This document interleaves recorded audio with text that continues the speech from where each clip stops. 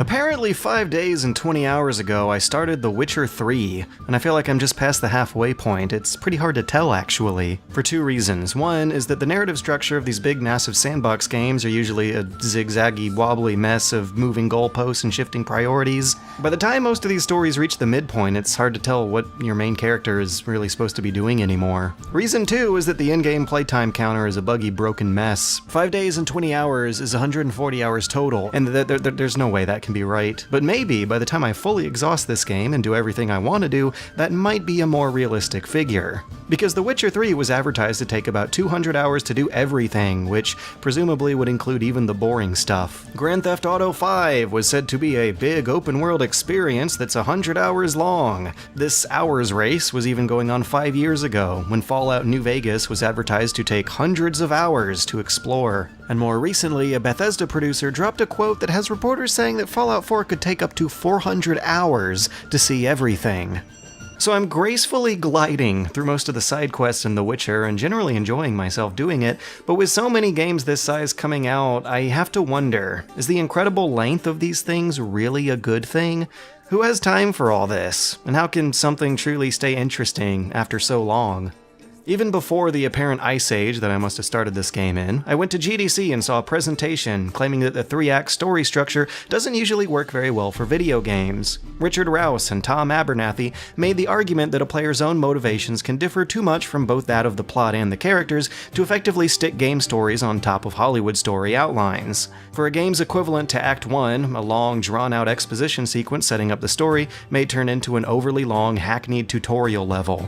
Towards the end of Act 2, when our heroes at their lowest point and struggling to pick themselves back up, their actions are going to be dictated by players that are, at that point, finally familiar with the game's controls and mechanics and probably hungry for just more action.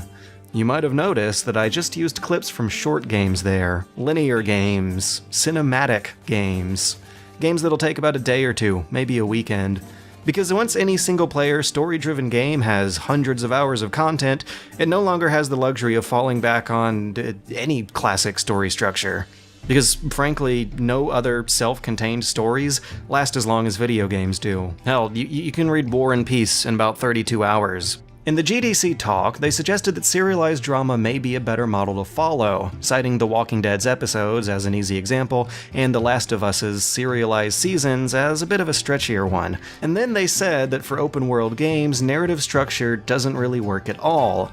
Which is understandable. People have been making fun of that for 15 years, starting at the moment Ryu swore to take care of this kitten, minutes after we saw him swear to take revenge for his father's murder. But I don't know how much I agree with the notion that there's no, or not at least some ambiguous unknown, type of story structure holding these open world games together. There is something there, a structured beginning and an ending for sure, but even though the middle is all jumbly, it still follows some kind of rules. And for the open world RPGs they cite in particular, you have a very, very episodic structure. I remember back when I was playing through the hundreds of hours of content in New Vegas, I kept wanting to compare the game to The Twilight Zone. Its open world was essentially a collection of side quests that all felt like short stories. There were self-contained little episodic adventures that didn't really relate to one another, but each one had a beginning, a middle, and a bizarre end that all followed the same core themes.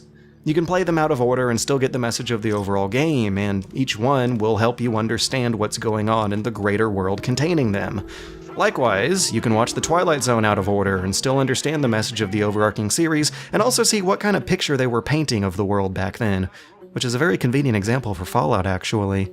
But that's what I think makes the core difference between games with hundreds of hours that feel like something I'd actually want to play, versus hundreds of hours of methodical, lifeless chores. That difference is whether or not each hour tells its own interesting story. The good examples would be The Elder Scrolls, the Fallouts, and now The Witcher 3, where the small little side quests and player-driven explorations are all linked to names and faces with world building tied to all of them, and a protagonist whose role is versatile enough to go on hundreds of little mini-adventures.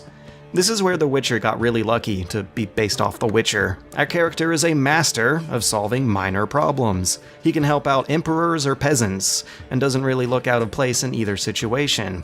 Fallout can make a dilapidated shack interesting. Notes and trash strewn about can tell its own little story. The architecture, the furniture placement, and even what types of monsters are living in any given cave in Skyrim will do the same.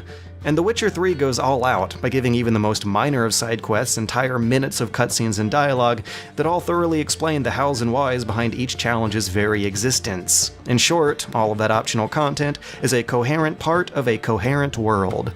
Compare that to the bad examples, the Assassin's Creeds, the Watch Dogs, and probably the most egregious offender being The Crew, in which you click on a spot on the map to instantly teleport to the Comcast Xfinity Speed Challenge. How did my guy get there? Who arranged this race? Should I feel bad about it? Should I feel good? I already feel bad about it, maybe because I'm thinking too much. The typical Ubisoft open world game formula has side questy activities that just teleport themselves into and out of the world with a button prompt. They don't follow the theme, they follow less of a coherent structure, they don't make for a coherent world. And along the way, a whole lot of intrusive HUD markers and tutorial pop-ups will spoil the illusion of it being an organic world in the first place. Meanwhile, the main story will have subplots become main plots that get tossed around and thrown out to become minor fetch quests that become major fetch quests, to the point where the story is too long to be coherently followed and the side quests start to all look the same.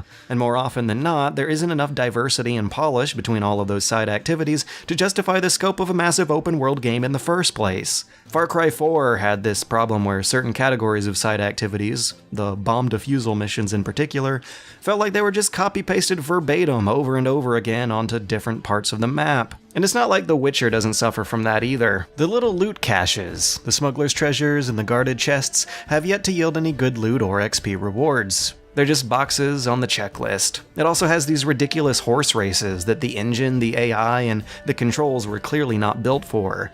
But it has wheat for its chaff. Even those insignificant loot caches have notes attached to them. They have stories. And it looks like most of my hours are going to be spent doing detailed and thought-out side quests that oftentimes intersect and relate to one another to further give the impression that the whole map is one big, but logically consistent place. In both cases, for the good and the bad examples, quantity is going to overtake quality once these big open world games creep into the hundreds of hours. And managing some level of quality by making sure that the player's decisions and stories remain interesting over time takes legwork. It takes creativity and passion, and it also requires structure. All that optional content, despite how much of it there is, should make sense. It should fit some sort of theme and fit into the world and contribute to the world. Any singular story stretched out for hundreds of hours isn't going to be easy to follow after such a long time, so these games are more about the journey, not the destination. At that point, the longevity of our characters' distractions might not make sense in the world of the pre-written cutscene stories, but at least the little stories belonging to just the player will make sense and feel special.